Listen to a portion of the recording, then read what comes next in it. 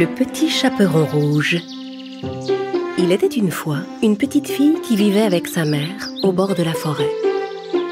Dès qu'elle sortait de la maison, la fillette enfilait le petit chaperon rouge que sa grand-mère lui avait cousu. C'est pourquoi tout le monde l'appelait le petit chaperon rouge. Un jour, comme on s'apprêtait à fêter le nouvel an qui arrivait, le petit chaperon rouge vint trouver sa mère dans la cuisine. « Maman, je suis si contente! C'est le réveillon! Est-ce que Mère Grand vient le fêter avec nous? » Ta grand-mère est malade. Je ne pense pas qu'elle pourra venir. Je suis justement en train de lui faire des biscuits. Est-ce que je peux les lui apporter chez elle alors? Non, ma chérie, il fait trop froid. Reste ici bien au chaud, je vais y aller, moi. Et je vais lui préparer quelques herbes pour l'aider à guérir le plus vite possible. Oh maman, s'il te plaît, tu as déjà tellement de choses à faire. Laisse-moi y aller, je ferai vite. Bon, d'accord, mais couvre-toi bien. Le petit chaperon rouge enfila ses bottes et sa cape, prit le panier que sa mère avait préparé et se mit en route. Ne t'écarte pas du chemin et rentre avant la tombée de la nuit. Oui, maman. Il faisait très froid dehors. La forêt était couverte de neige. Le petit chaperon rouge continuait gaiement sa route vers la maison de sa grand-mère. Au fond des bois, vivait un jeune chasseur. Il suivait la trace d'un vilain loup qui entrait dans les maisons des villageois pour leur voler leur nourriture. Je ne pensais pas que je devrais passer ma journée du réveillon tout seul dans les bois. Mais aujourd'hui, je vais enfin t'attraper, vilain loup. Comme ça, tout le monde pourra démarrer cette nouvelle année tranquillement. Après avoir semé la terreur dans le village, le loup errait dans la forêt à la recherche d'une proie. Je déteste quand il neige. On ne trouve plus rien à se mettre sous la dent. Pendant ce temps, alors que le petit chaperon rouge continuait son chemin, elle croisa une toute jeune biche dans les bois. Le pauvre petit animal tremblait de froid. « Pauvre petite biche, tu as l'air toute gelée. » Le petit chaperon rouge voulut s'approcher de la biche pour l'aider. Mais en voyant la fillette, la biche prit peur et s'enfuit à travers la forêt. « Non, attends, ne t'enfuis pas, je ne vais pas te faire de mal. Je veux juste t'aider, n'aie pas peur. » Le petit chaperon rouge s'élança à la poursuite de la biche. Mais malgré sa petite taille, la biche était déjà très rapide et elle finit par disparaître. Le petit chaperon rouge continua sa course un moment, mais dut finalement se résoudre à renoncer. Elle regarda autour d'elle et se rendit compte qu'elle s'était enfoncée très loin au cœur de la forêt. Elle se trouvait à un endroit où elle n'était jamais allée. La neige recouvrait tout, y compris les chemins, et elle ne savait plus où elle était. Elle essaya de rebrousser chemin en suivant ses traces de pas, mais la neige qui continuait de tomber effaça rapidement ses empreintes.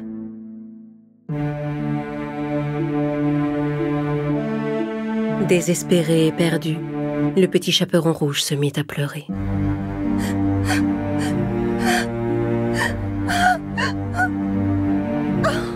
Qu'est-ce que je vais faire? Au secours! Il y a quelqu'un? Aidez-moi! Est-ce que quelqu'un m'entend? Je vous en prie! Quelqu'un finit en effet par l'entendre, mais il s'agissait malheureusement du vilain loup. À l'aide! Est-ce que quelqu'un m'entend? S'il vous plaît! Le loup se mit en route en direction de la voix et découvrit bientôt le petit chaperon rouge.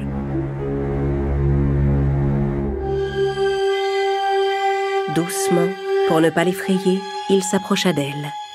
En voyant le grand loup devant elle, la petite fille fut prise de panique et se mit à crier. « À l'aide! Le loup est là! Aidez-moi! Je vous en prie, au secours! » Et chut, doucement. Ne crie pas. Allons. Je ne te ferai aucun mal. Je suis venu t'aider. Rassuré par ces paroles, le petit chaperon rouge arrêta de crier. Bien. Maintenant, dis-moi, qu'est-ce qu'une fillette comme toi fait toute seule dans la forêt? Je voulais apporter des biscuits à ma grand-mère, mais je me suis perdue. Ah! Mais aucun être humain ne vit par ici. Alors, de quel côté habite ta grand-mère? Eh bien... Le petit chaperon rouge ne voulait pas dire au loup où sa grand-mère vivait. Elle n'avait pas vraiment confiance en lui. D'ici, je ne saurais pas vous l'expliquer, mais si vous me ramenez sur le chemin principal, je suis sûre de pouvoir retrouver ma route. Très bien. Alors suis-moi, je vais t'accompagner. Le loup se mit en route et le petit chaperon rouge le suivit à travers la forêt. Mais le vilain loup avait élaboré un plan pour la piéger. Quand elle sera sur le chemin principal, cette petite m'indiquera la maison de sa grand-mère. Je commencerai par manger la fillette, puis j'irai croquer la mère grand. Voilà ce que j'appelle un festin de réveillon. Le loup et le petit chaperon rouge marchèrent encore un peu, puis arrivèrent sur le chemin principal. Et voilà, nous y sommes. Tu te rappelles comment aller chez ta grand-mère maintenant? Tout ce que le petit chaperon rouge voulait, c'était se débarrasser au plus vite du loup et filer chez sa grand-mère. Oui, merci. D'ici, je vais y arriver. De toute façon, ce n'est pas très loin. C'est la petite maison rouge, juste au bout de la forêt. Le petit chaperon rouge se rendit compte qu'elle avait parlé trop vite. Mais il était trop tard. Vraiment?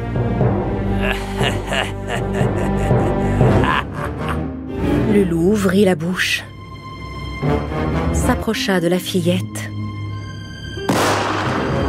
Mais au même moment, il entendit des coups de feu éclater tout près et s'enfuit en courant. Le petit chaperon rouge était soulagé.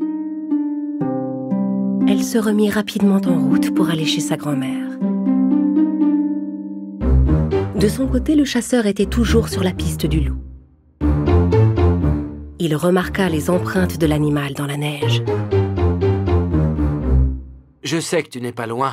Je vais te trouver. Après ces mésaventures, le petit chaperon rouge arriva enfin chez sa grand-mère. Elle frappa à la porte et entendit la voix de la vieille femme qui lui répondait. « Entre, mon enfant. La porte est ouverte. » En entendant la voix de sa grand-mère, la fillette fut un peu surprise. Cette voix ne ressemble pas à celle de Mère Grand. Elle a sûrement mal à la gorge à cause de sa maladie. Le petit chaperon rouge poussa la porte et entra. Tous les rideaux étaient fermés. Dans l'obscurité, elle aperçut sa grand-mère qui était couchée dans son lit, blottie sous sa couverture. Comme c'est gentil d'être venu. Qu'est-ce que tu m'apportes là dans ton panier? De bons biscuits que maman a préparés pour toi. Elle m'a dit que tu ne pourrais pas venir pour le réveillon, alors j'ai voulu te rendre visite. Tu as bien fait, ma petite. Approche-toi un peu que je te vois mieux. Il fait si sombre par ici. Le petit chaperon rouge s'approcha du lit de sa grand-mère. Mais elle avait un étrange pressentiment. Viens plus près, ma chérie. Encore un peu plus près. Le petit chaperon rouge n'était plus qu'à un pas du lit de sa grand-mère. Celle-ci lui paraissait étrangement changée. Mère Grand, dis-moi pourquoi as-tu de si grandes oreilles? C'est pour mieux t'entendre, mon enfant. Pourquoi as-tu de si grands yeux? Ça, c'est pour mieux te voir, mon enfant. Mais Mère Grand, pourquoi as-tu de si grands bras? Voyons, c'est pour mieux te prendre dans mes bras, mon enfant. Et pourquoi as-tu de si grandes dents? Ça, c'est pour mieux te manger, mon enfant. Ah! Soudain, le loup bondit hors du lit et se jeta sur le petit chaperon rouge. À l'aide! Inutile de crier. Tu ne m'échapperas pas. Le petit chaperon rouge sortit de la maison et s'enfuit en courant. Mais le loup était plus rapide et commençait à la rattraper. Au moment où il s'apprêtait à se jeter sur elle, il sentit quelque chose qui le retenait. Et tout à coup, il se retrouva prisonnier d'un filet suspendu à un arbre. Le petit chaperon rouge se retourna et vit que le loup était pris au piège. Elle revint sur ses pas et s'approcha de lui. « Parle, méchant loup! Où est ma grand-mère? Qu'est-ce que tu as fait d'elle? Dis-le-moi !» Il n'a rien pu lui faire, rassure-toi. En entendant la voix, le petit chaperon rouge se retourna et vit le chasseur qui s'avançait vers elle. Ta grand-mère va bien. Elle est chez moi. Quand j'ai entendu dire qu'elle était malade, je l'ai ramenée pour la mettre en sécurité. Et j'ai préparé ce piège pour capturer ce vilain loup. Heureusement, on l'a attrapé à temps. Méchant loup, d'abord il est entré chez ma grand-mère. Puis il a enfilé ses vêtements pour me piéger. Mais j'ai tout de suite vu qu'il y avait quelque chose de bizarre. Viens, allons retrouver ta grand-mère.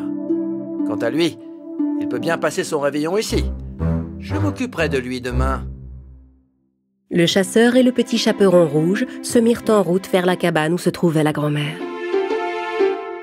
Resté seul dans son filet, le loup appela en vain. « Hé, attendez!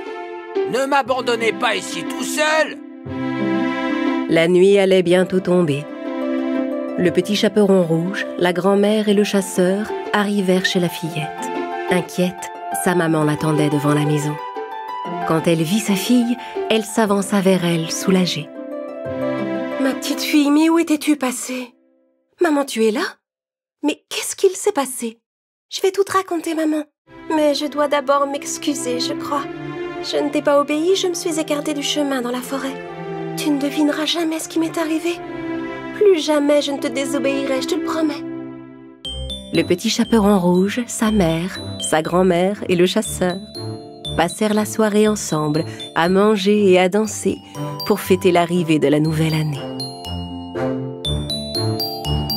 Quant au vilain loup, ce fut le pire réveillon qu'il ait jamais passé.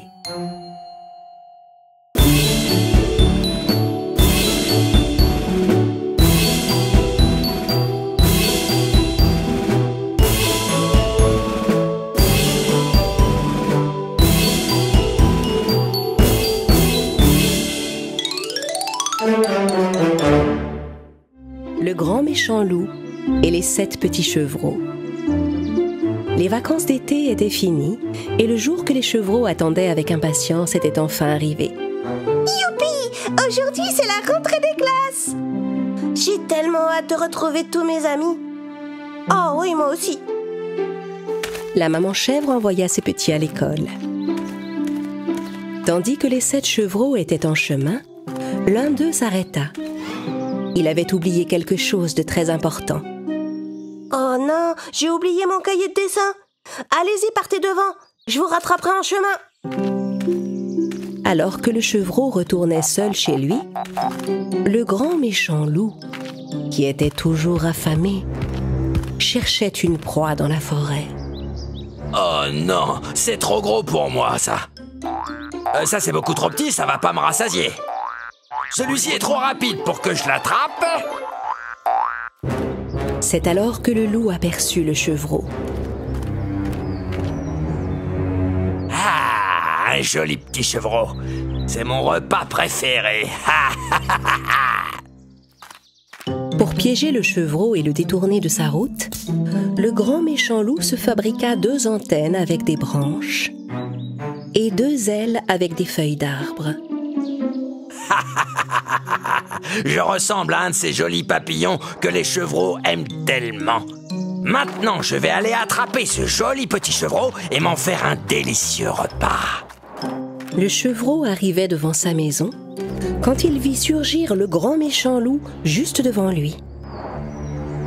Hein? Mais tu es le grand méchant loup? À l'aide! Non, non, je ne suis pas un loup, moi. Je suis un papillon. Regarde, les loups n'ont pas d'antenne, voyons. Non, mais tu as une longue queue. Bien sûr, mais j'ai aussi de très grandes ailes.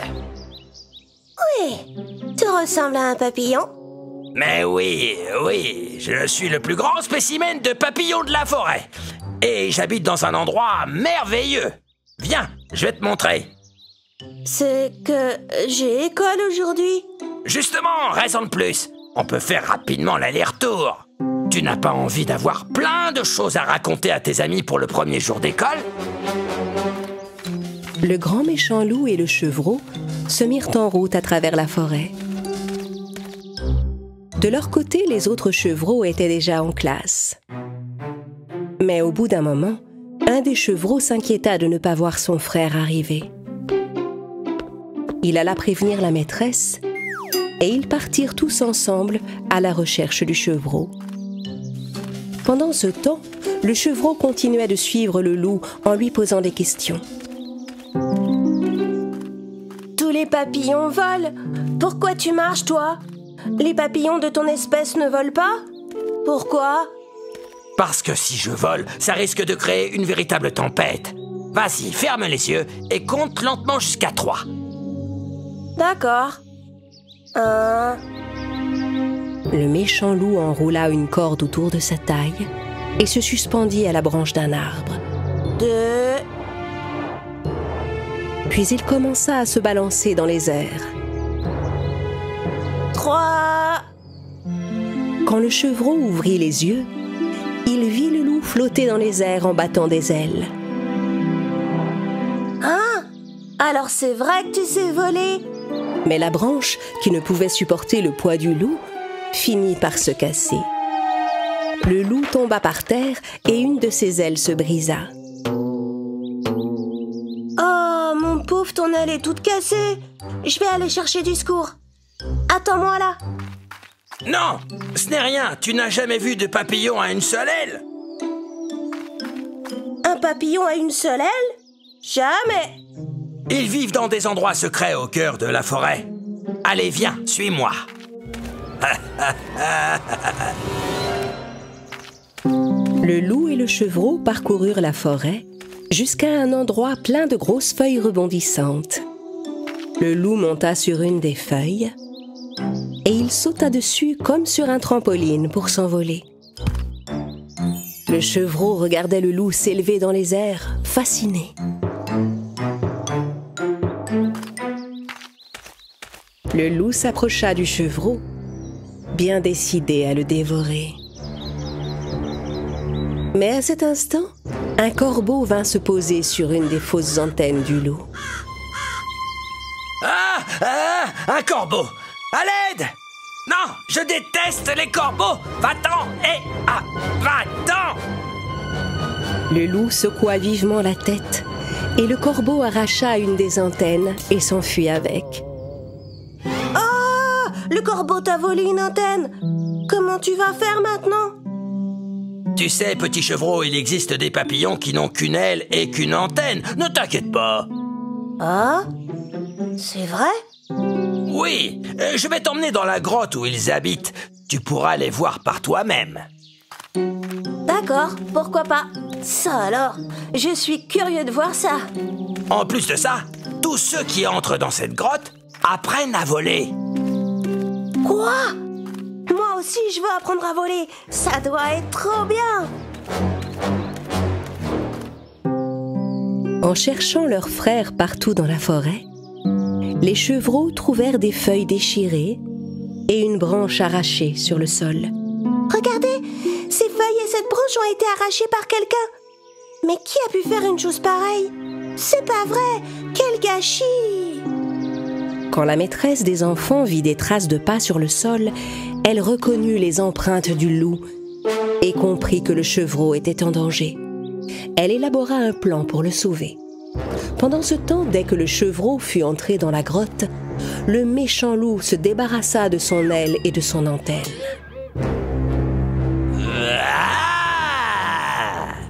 Le pauvre chevreau était terrorisé de voir le loup devant lui. À l'aide! Alors c'est toi, tu es le grand méchant loup!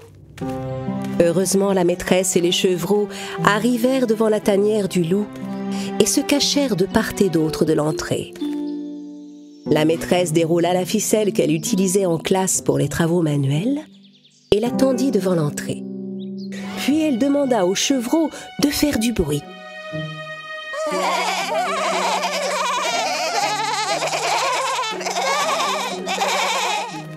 Quand il entendit la voix des chevreaux, le loup ne put résister. Il y a d'autres petits chevreaux par ici. Je vais les attraper aussi et tous les manger. Le loup voulut bondir sur les chevreaux, mais il s'emmêla dans la ficelle qui lui barrait la route. Pris au piège, il tomba et roula jusque dans la forêt.